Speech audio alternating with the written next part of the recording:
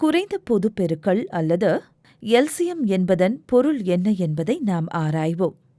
நீங்கள் ஏற்கனவே மல்டிபிள் என்றால் என்ன என்பதை அறிந்திருக்கிறீர்கள் என்று நான் கருதுகிறேன்.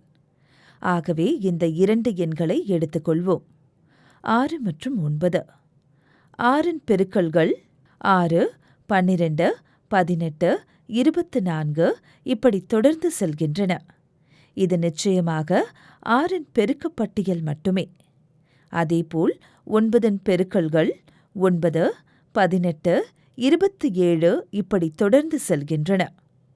பொதுவான பெருக்குகள் 18, 36, 54 போன்றவை ஆகும்.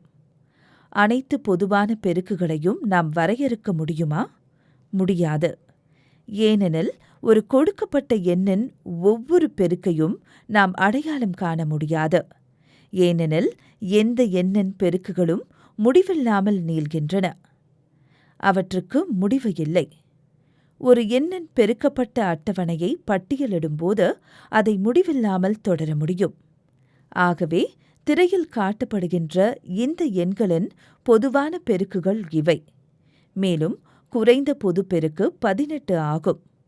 நாம் ஒரு அதிக பொது பெருக்கை வரையறுக்க முடியுமா? இல்லை. ஏன் முடியாது? காரணம் அதேதான். அதிக பொது பெருக்கு முடிவில்லாததாக இருக்கும். ஏனெனில் பெருக்குகளுக்கு முடிவு எதுவும் இல்லை. மற்றொரு எடுத்துக்காட்டை பார்ப்போம். 3 எண்களை கருதுங்கள். 5, 10 மற்றும் 15. 5இன் பெருக்குகள் 5, 10 மற்றும் 15 ஆகும்.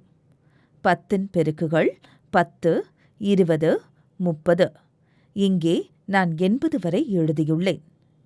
15இன் பெருக்குகள் 15, 30, 45, 60 மற்றும் தொடர்ந்து அப்படியே செல்கின்றன. இதனால் பொது பெருக்கல்கள் 30, 60 போன்றவை ஆகும். இவற்றிற்கு மேலும் பல இருக்கலாம். ஏனெனில் அவை முடிவில்லாதவை. சிறிய பொது பெருக்கல் 30 ஆகும்.